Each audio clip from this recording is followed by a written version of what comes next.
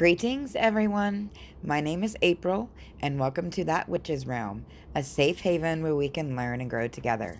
Tonight's 12 Days of Yule video is about candle magic, and I decided to share my Yule spell candle. I make a candle for each Sabbath. As many of you have seen from my previous videos, they are connected to my magic, which helps me to bring in the will of the Yule energy, and it helps me to spread said seasonal energy to you guys. Now, off the start, we have the base of the candle, the bottom white part with the green. I created this from a candle that I charged this past year with each moon and Sabbath since Letha, or the summer solstice, and I made the base for the top part of the white candle. I used drippings of a green candle from one that my daughter recently made me. I symbolize green with prosperity and in bulk, which we are getting ready to lead into because magic have layers. I connect them that way, but I anointed it with frankincense and myrrh oil to bring in peace, and I coated it with eucalyptus, mint, and spearmint crystals for clarity and to give it that snow effect.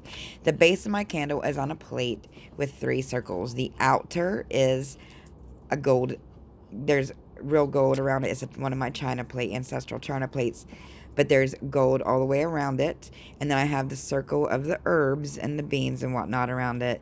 And then the candle itself is a circle. The 3 circle is very, very powerful when I'm doing my candle magic. But we'll get into, I used white beans that I charged with Lunasa energy for personal growth to help work with that. I use star anise to increase psychic abilities, to help with luck, and to ward off the evil eye. The stars are representative of a beacon of hope, a symbol of positivity and happiness and renewal and the night sky. I also used red roses, which are associated with the goddess and Mary Magdalene. They are charged with death energy because I did recently have this year 2 aunts die, and I used some of the roses from their funeral. But side note, the color red is also associated with the Virgin Mary. It is symbolized of death, rebirth, life, rebirth, all that stuff.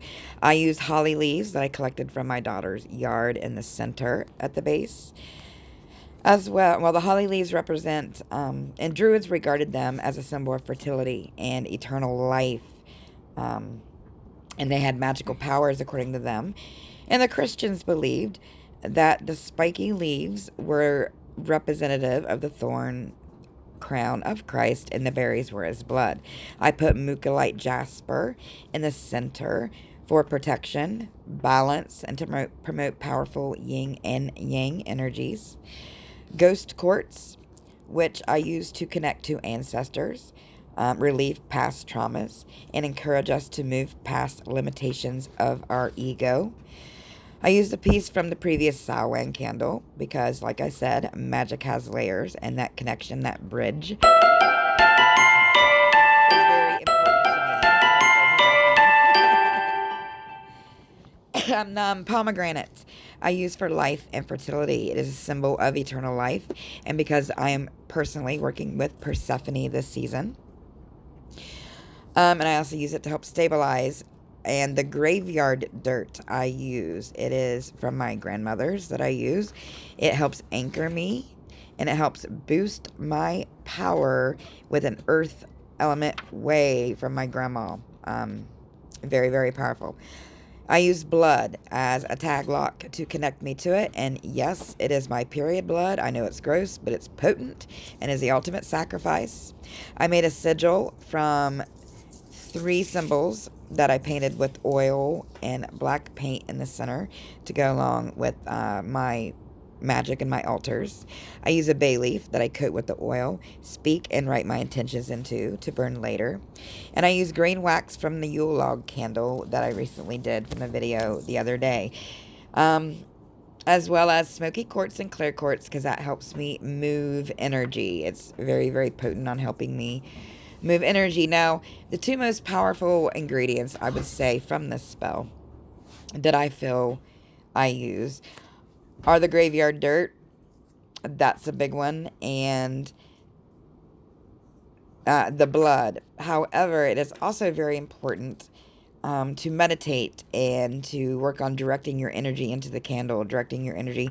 Direction of energy and meditation goes a long way, because I could dress this candle and make it pretty all day if I wanted to. But if I'm not putting energy into it and activating it and getting it going, it's not going to do much good. But I hope you guys enjoyed this. Merry Yule, everyone. Stay humble, stay blessed, and as source, sow the soul. Bye.